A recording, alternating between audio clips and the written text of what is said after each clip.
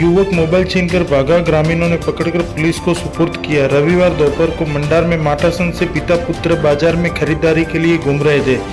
इस दौरान एक युवक पास आया और मोबाइल छीनकर भाग गया। पिता पुत्र ने मोबाइल चोर का पीछा किया तो चोर तीन बत्ती की ओर भाग गया, जिस पर तीन बत्ती पर स्थित स्थानीय निवासियों ने चोर का पीछा किया और काफी प्रयासों के बाद चोर पकड़ में आया और पकड़े जाने के बाद मोबाइल चोर की पिटाई कर पुलिस को मौके पर बुलाकर चोर को सुपुर्द किया। हेड कांस्टेबल कांतिलाल द्वारा मामले की जांच की जा रही है।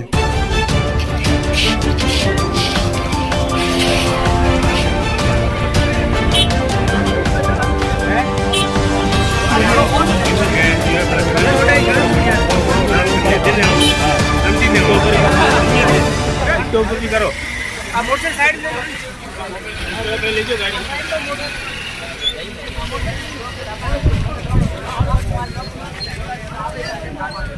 हाँ ऊपर जी कटिंग मारी।